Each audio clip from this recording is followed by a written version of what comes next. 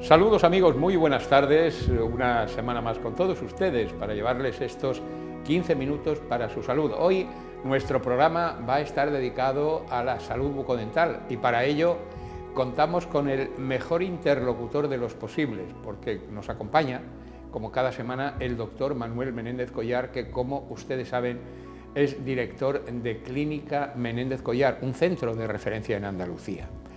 Vamos a continuar hablando de algo que la semana pasada fuimos desarrollando y naturalmente el programa se nos quedó corto. Vamos a hablar de las enfermedades de la encía y hoy vamos a dedicar una parte de nuestro programa a hablar de la movilidad de los dientes. Buenas tardes, doctor Menéndez Collar. La pregunta parece tonta, pero es importante. ¿Es normal que los dientes se muevan? Porque a veces es que se nos mueven los dientes y no le damos importancia. Pues si la pregunta le parece tonta, la respuesta le puede parecer todavía más tonta. Porque ¿cuánto es normal que se muevan los dientes? Los dientes de forma natural tienen cierto grado de movilidad. Es lo que conocemos como movilidad fisiológica. Los dientes se unen, la raíz del diente se une al hueso a través de los ligamentos periodontales, que tienen una misión muy similar a los de los amortiguadores de los coches. Esto hace que el diente tenga capacidad de moverse en estado de salud en una variación de un orden que le permite, cuando se produce una carga que es mayor de lo normal, no romper el diente porque fuera rígido. Claro, pero yo creo que una persona sin ser experto en la materia, en su propia boca puede notar perfectamente cuando esa movilidad es una movilidad natural o cuando no es una movilidad natural. ¿Por qué le comento esto? Le comento esto básicamente por lo siguiente, porque hay personas que se asustan porque a veces dicen, se me mueve el diente. Sí, es cierto, se te mueve el diente, pero es una movilidad fisiológica. Hay personas que son capaces de percibirlo, pero hay otras movilidades que, como bien usted apunta, ya no son fisiológicas. Ya el diente se mueve de una manera que para ser normal se mueve bastante. Claro. ¿Y qué es lo que provoca que el diente se mueva de una manera anormal? Pues básicamente son dos cosas o una variación que es la suma de las dos, ¿no? O bien porque las cargas en fuerza o en dirección no son adecuadas, o bien porque el soporte del diente se ha perdido, o bien porque estén las dos cuestiones presentes.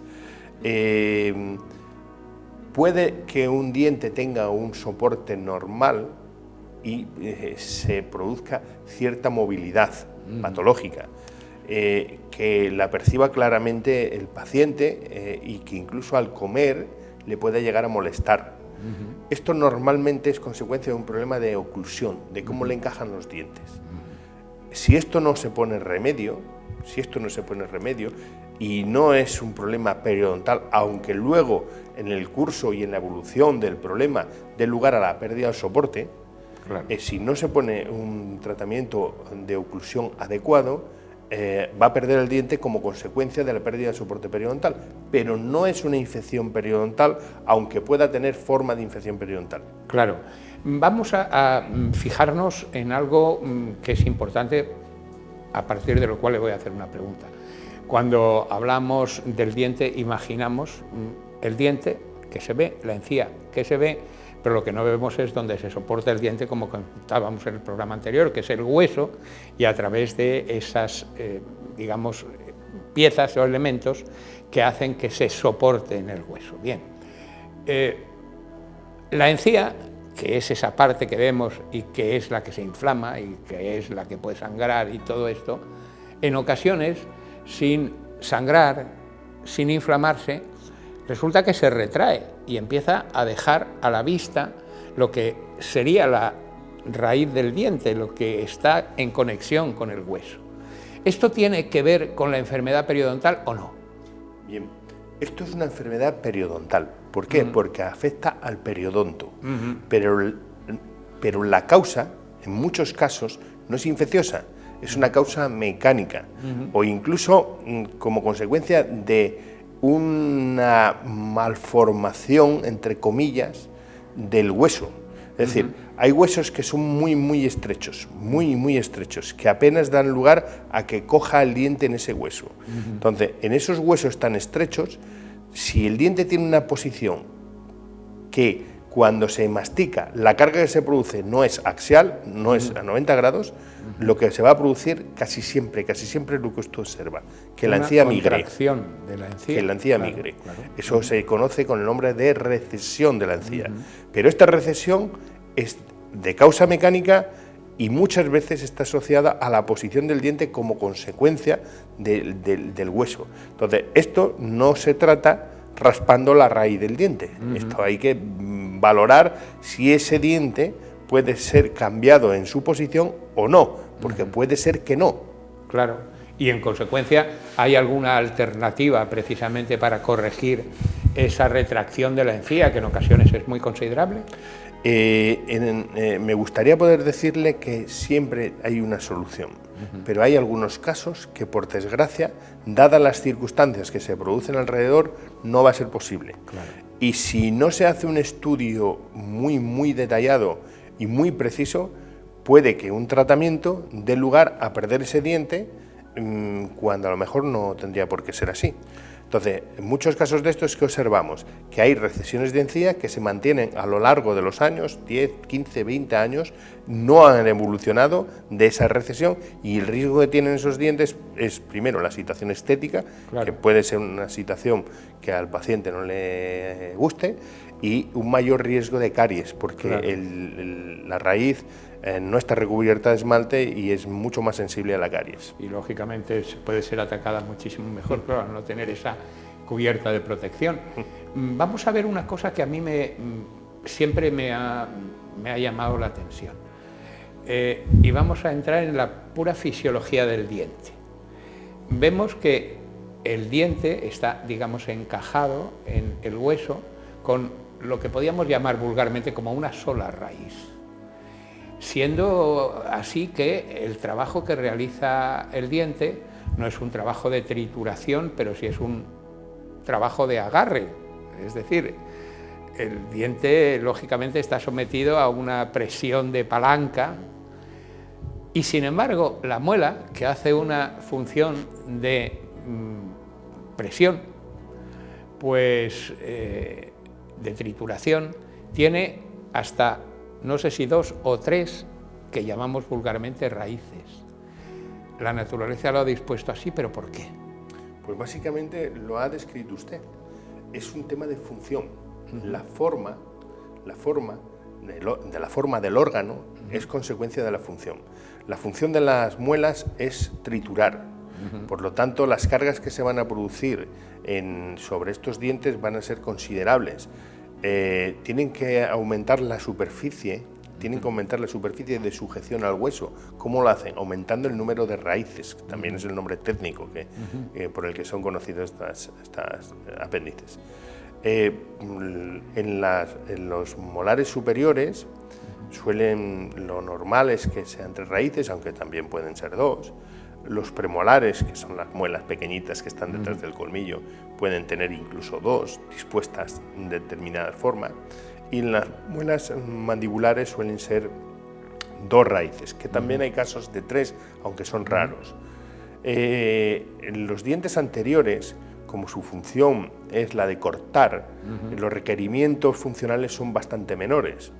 El canino, que tiene una función de desgarrar, más prensil, tiene una raíz muy larga, muy potente, que difiere bastante de la forma de la raíz de los incisivos, porque también la función es diferente. Es decir, que las formas de la raíz e incluso las formas de la corona y el número de las raíces son consecuencia de la función para la que han sido diseñados esos cada dientes. uno de estos dientes.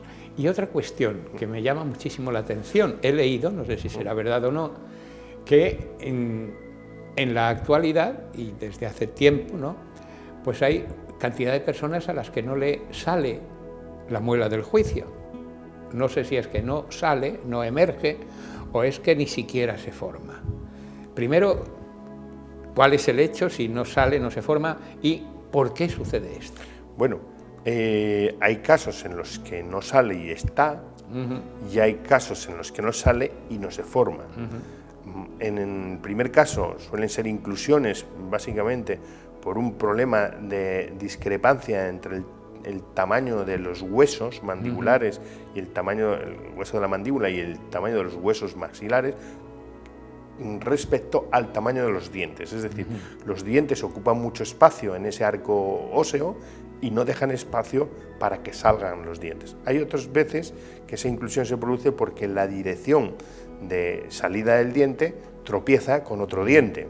Hay otros casos en los que el diente tiene una posición ectópica, es decir, una posición fuera del sitio que tendría que ser. También hay casos, lo más frecuente, como usted dice, son las muelas de juicio, pero también es frecuente los colmillos, los caninos, que también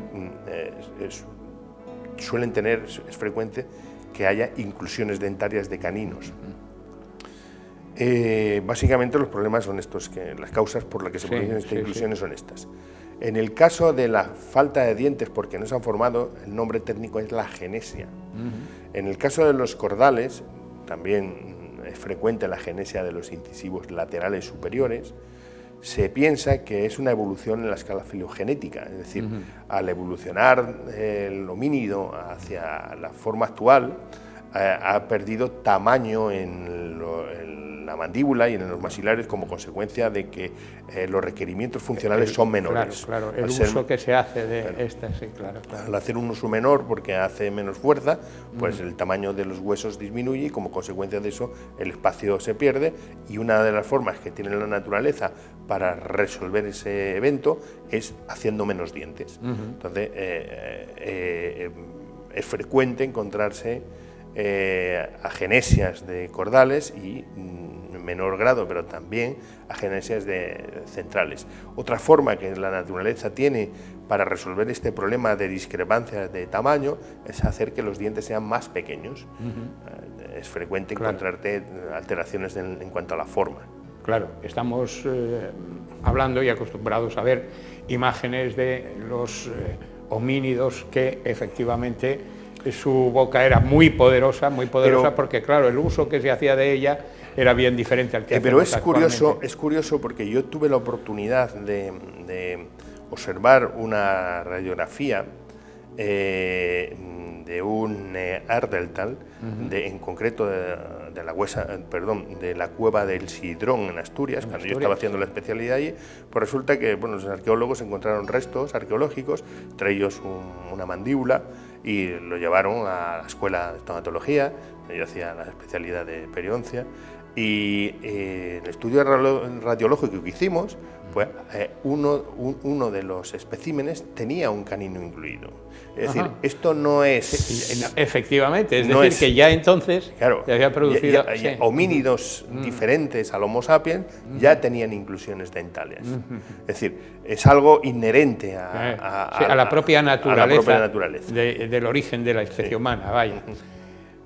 Como siempre, el tiempo se nos acaba, pero yo no quiero cerrar el programa sin entrar en una última pregunta.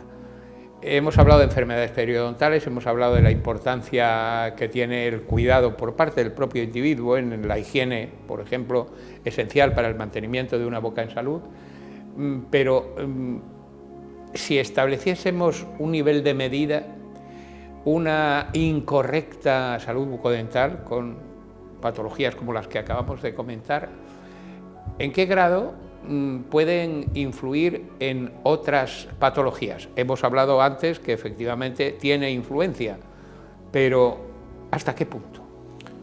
Bueno, independientemente de cuánto sea el peso que tenga la salud bucodental, el déficit de salud bucodental en otras patologías, la pregunta tendría que ser, en mi opinión, diferente. Es decir, ¿qué es lo que yo puedo hacer para evitar y contribuir a que no reste nada en mi salud bucodental? Efectivamente, es mucho más preciso. Claro, es decir, no es un problema de precisión, es un problema de qué es lo que yo puedo hacer por mí. Efectivamente. ¿Qué es lo que yo puedo hacer por mí? Porque Puede parecer que sea poco, que no tenemos datos, pero imagínese usted que podríamos hacer esa apreciación. Pues en la diabetes, la periodontitis tiene una influencia del 20%, del 30%. ¿Y qué? No, claro, ¿Y qué? claro. Sí. Mejor sería que fuera cero. Claro.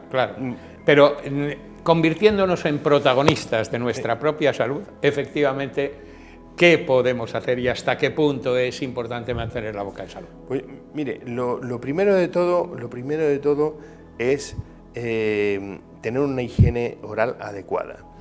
Los adultos es nuestra responsabilidad, pero los que somos padres tenemos la responsabilidad de que nuestros hijos aprendan a tener una buena higiene. Y eso no se aprende solo con decir, niño, límpiate los dientes. Hay que estar ahí. Claro. Hay que estar ahí. Hay que estar ahí y empezar a acostumbrar al niño, aunque sea jugando y de chiquitín incluso, a la utilización, por ejemplo, del cepillo. No, incluso, desde chiquitín. Desde chiquitín. Desde chiquitín, desde el niño en cuanto tenga los dientes de leche que le salgan, hay que estar limpiándole los dientes. Y en el momento que tenga cierta capacidad psicomotriz, hay que dejar el cepillo. Pero que se cepillen los dientes no implica que los adultos no supervisen que eso está bien. Y eso tiene que ocurrir por lo menos hasta los 8 o 10 años. Es muy pesado porque es todos los días. Sí, pero generar hábitos en la primera etapa de la vida del niño, anda que no es agradecido, porque si eso va a permanecer a lo largo de toda la vida. Si un niño consigue tener una buena higiene oral y llega a la edad de 10 años sin caries, es prácticamente imposible, en mi opinión, que ese niño pueda llegar a un día a padecer una caries. Y muy difícil será que padezca una enfermedad periodontal. ¿Por qué? Porque va a estar acostumbrado a un nivel de tener la boca limpia, que esa sensación desagradable de tenerla sin limpiar no la va a soportar. Efectivamente. No la va a soportar. Y eso es a partir de ahí podemos hablar de toda la prevención que queramos, que si visitas al dentista cada 6 meses, que observar que si tenemos ciertos signos o síntomas, es decir, que si percibimos algo en la boca, acudir al dentista, todo lo que queramos. Pero la base es la higiene oral.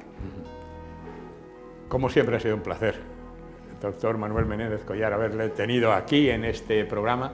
Aprendemos cantidad de cosas que afectan a una parte de nuestro cuerpo que a su vez tiene repercusiones en el resto de la salud y es muy importante todo esto. Gracias por habernos acompañado. A ustedes, amigos telespectadores, muchísimas gracias también por la atención que nos prestaron en el día de hoy. Espero que vuelvan a estar con nosotros dentro de 7 días y desde luego, pues a la hora de decirles adiós, el deseo que les brindo: procuren ser felices, pásenlo bien y reciban el saludo de José Ignacio Blanco. Buenas tardes.